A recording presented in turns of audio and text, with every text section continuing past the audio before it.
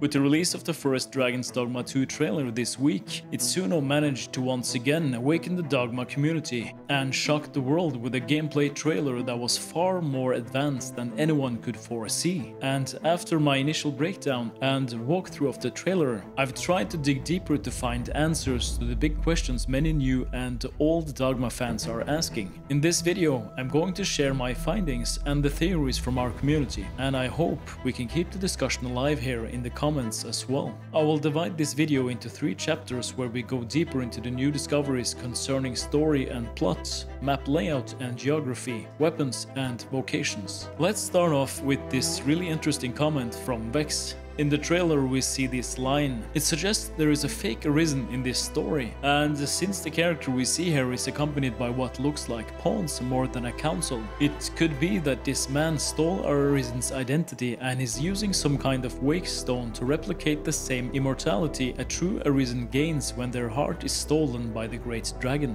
Another bit of information that further supports this theory is the first line of dialogue in a trailer, as well as the last one where Grigori talks to our Arisen who might suffer from amnesia. The player starts off imprisoned, that we know, and the main driving force for our Arisen is to find the truth about what happened to him and regain his memory. This change in the story from the first game makes the reason to seek out your fate much more compelling than just getting back your heart. The story is already deeper, with unsolved mysteries, and you need the help of other races and the Pathfinder to uncover your true purpose as the Arisen. We have talked about what could be the story in this sequel, but what is the setting? Where and when is this story being told? I want to share this comment from Adam, just to frame the discussion a bit. As we see and hear that Grigori is making an appearance again in this story, we can assume this actually is a prequel, since Grigori perished in the first game as you become the Seneschal. So we know the story takes place before the timeline of the first game, but how far back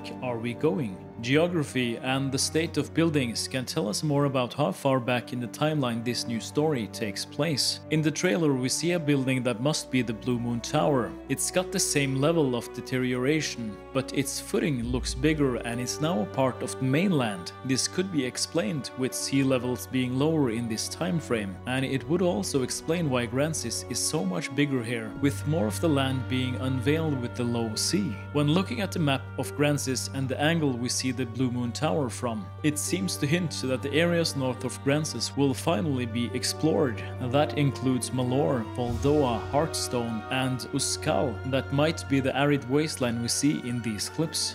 That brings me to the next topic. What vocations, weapons and equipment can we expect to see in the sequel? From the trailer, we can see at least 2 new weapon classes that we haven't seen in either Dark Arisen or Dogma Online. The first new weapon is a Twin Blade, and the vocation we see here is most likely built on the Spirit Lancer from Didion. They were the only class utilizing spear-like weapons while being able to cast healing magic at the same time. Maybe we'll finally be able to use halberds, twin blades and polearms with this new vocation. The next weapon that's completely new is this flail-like weapon called a Censer. This was brought to my attention by a comment made by Cephleon.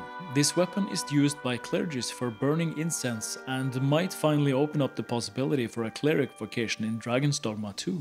When it comes to the development of the vocations from the first game to Dragon's Dogma Online and now the sequel, I want to go a bit in depth to share my experience from the 2 games and why I think Itsuno is taking this new approach to the classes we'll be able to use in the sequel. Let's start with Dark Arisen. We have 3 basic vocations to choose from when starting out: Fighter, Strider and Mage. These vocations then get advanced options when you progress, and you can choose to use more specialized classes like Warrior, Ranger and the Sorcerer. Before we get into the hybrid classes, let's look at these 6 options. Fighter and Warrior is different enough that people can use both and still be effective in combat. Sorcerer, on the other hand, quickly make the Mage inferior and the class rarely gets used after level 10, so altering the Mage class more towards utility like seen in the trailer makes sense. Strider and Ranger give you the choice between ranged efficiency or close combat efficiency. Although this works well to separate the different playstyles, the secondary weapons get so rarely used that it's effectively locked blocking you out from 3 additional skills for your preferred weapon. A ranger is most effective at range, and a strider is most effective when climbing monsters. This was being addressed in the online version,